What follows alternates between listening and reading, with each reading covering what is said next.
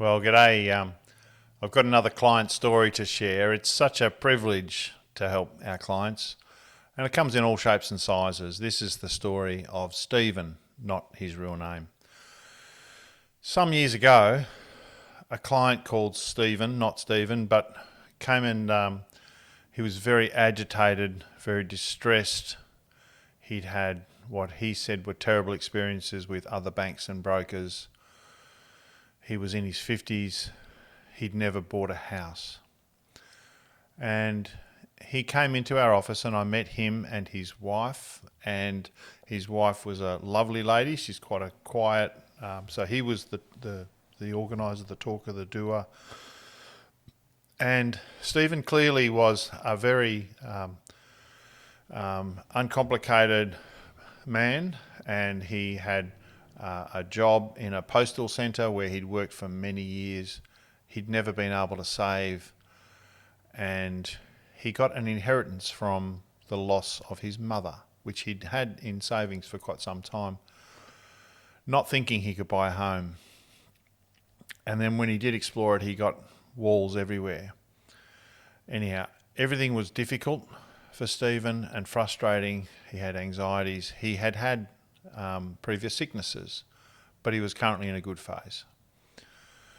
Anyhow, we arranged the pre-approval, and he found it very hard interacting with the agents, and everyone was trying to screw him, put him over a barrel. Everyone hated him, and he had his challenges, but he was very organised. He knew his money coming and going.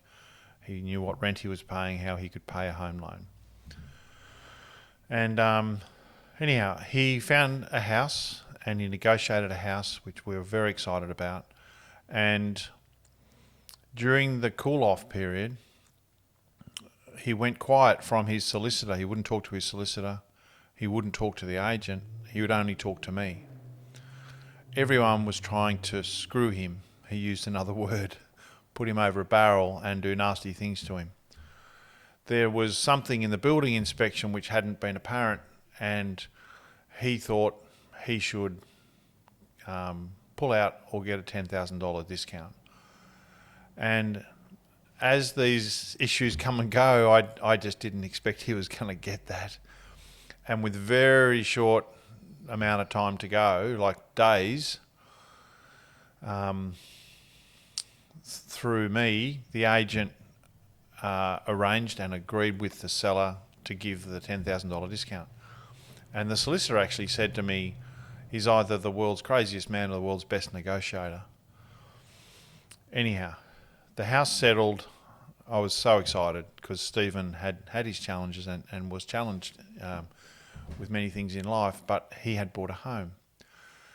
He hadn't talked to us a lot in that week, but we had got there, and not that long later, it settled. It wasn't a long settlement. It settled, and he was in his new home. And he rang me up and he asked to come and see me. And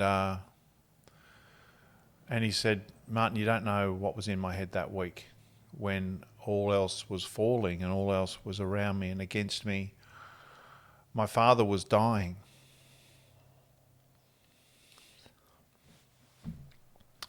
I still get emotional thinking about it today. My father was dying, and I took him a computer and I sat the laptop on his chest, and he couldn't communicate a whole lot. But I showed him the photos of the house. And I'm a simple man, and I never thought this was possible. I showed him the photos. And he hadn't talked to me for over a week. He hadn't talked to anyone for over a week. And in his bed, he gave the thumbs up. And he said, "You did it, son." And that was the last thing that he said to his son. And Stephen came back and said, "Thank you. Can't believe this happened and how you helped me." We get these stories coming all the time, and that's why I wanted to start sharing them and change names and show sympathy and courtesy to people. Some of them are funny, some of them are tough, but beautiful. And what a treat and what a privilege to be a part of people's lives. So I hope you enjoyed Stephen's story.